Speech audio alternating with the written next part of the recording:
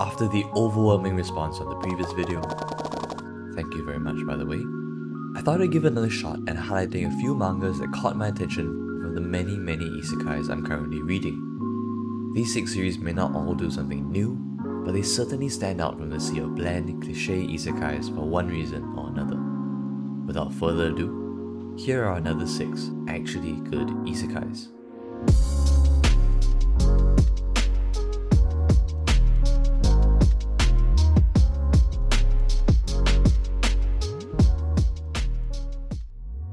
Number 1.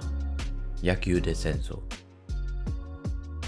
First up, we have a series that manages to fuse the genres of isekai and sports, making for an action-packed read with lots of potential. Yakyuu de Sensou follows Taichi Tokonatsu, an ace pitcher that took Koshien by storm, as he is transported to a fantasy world after his untimely death.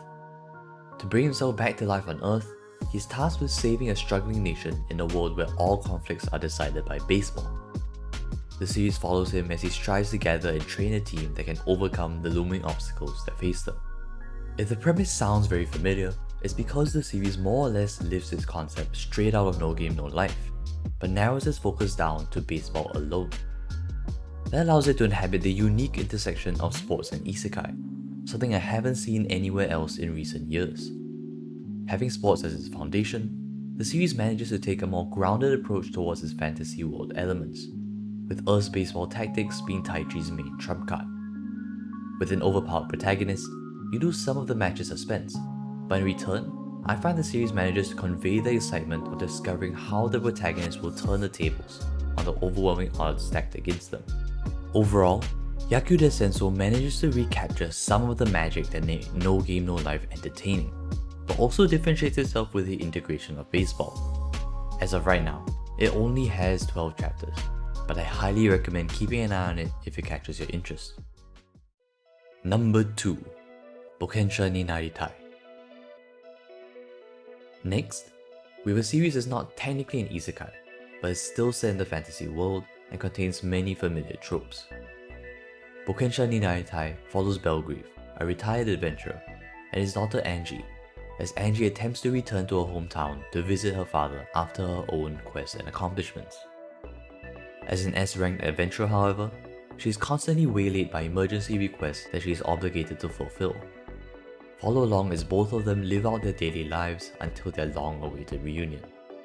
While the main focus of the series is slice of life, the action of Boukensha ni Naritai is nothing to scoff at either, with Belgrave's understated power and experience adding to the excitement. That being said, Belgrave and Angie's relationship is the backbone of the manga, emphasized by Angie's desire to be spoiled and praised by her father despite her combat prowess. With both a dynamic and at times cute art style, Boukensha ni Naritai is a great all-rounder for manga that's a nice slice of life atmosphere, but also incorporates comedy, a wholesome relationship, and a significant amount of action to make a satisfying read. With 23 chapters out right now, it won't take you long to catch up at all. Number 3. Dead Mount Death Play. Here we have a reverse isekai.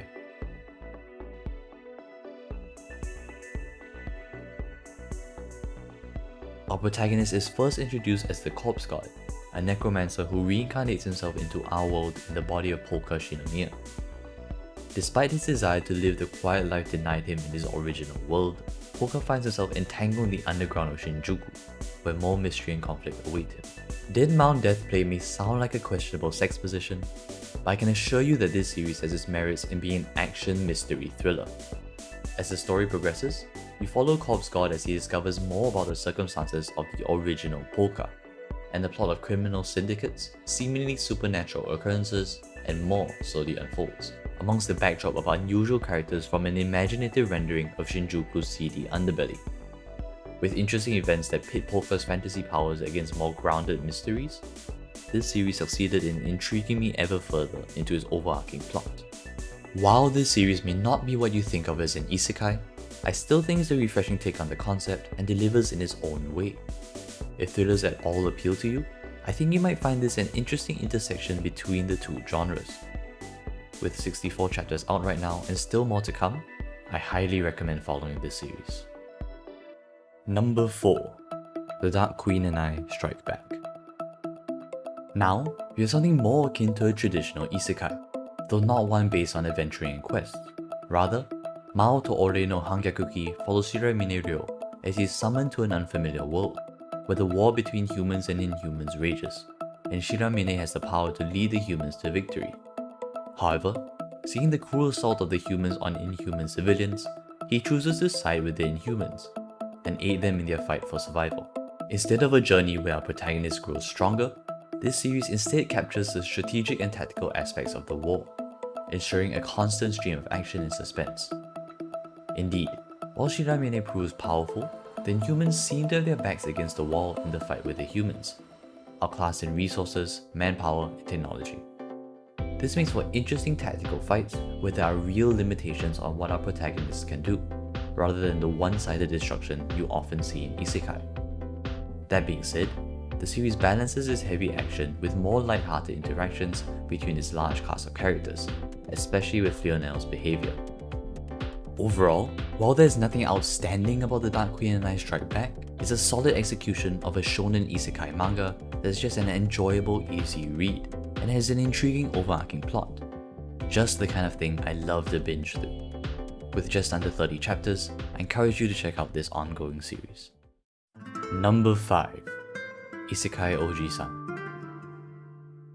Next up, we have a unique brand of comedy that I admit might not be for everyone.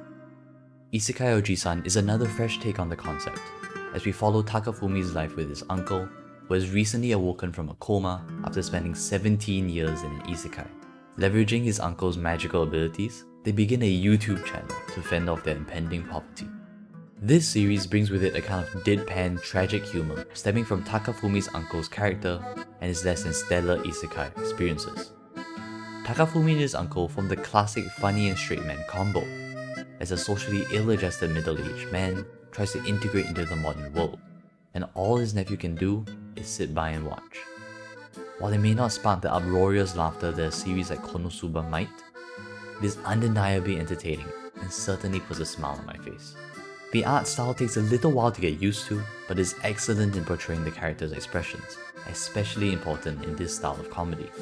As I said before, I don't think this series is for everyone, but if what you saw interested you, I highly recommend giving the 31 chapters out right now a try. The fact that it also has an anime adaptation underway, I think proves that it's worth a shot. Number 6. Tensei Shitara Dainana Ouji. Finally, we have a classic power fantasy of an overpowered protagonist reincarnated into a fantasy world, although it is technically not an isekai. Tensei Shitara Dainana Ouji follows Lord Saloon, the 7th prince of the Saloon Kingdom, as he single-mindedly focuses on his goal of mastering magic. We follow along as Lloyd uses his overwhelming power to get through the outrageous shenanigans that he creates for himself. Honestly, this series seemed like trash when I started reading it. The action and art was brilliant, but the protagonist's blatant overpoweredness, lack of character development, and the edgy fan service common in weaker stories all indicated to me that this manga wasn't great.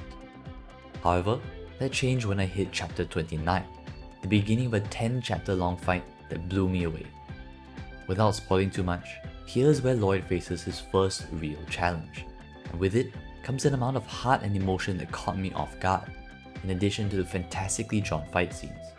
You finally see that Lloyd is more than the callous, ridiculous persona that he displays, and within is someone that is obsessed with magic not purely as an academic pursuit, but for the effort and hardships of its creators. It's hard for me to put into words, but in my opinion, it was really something.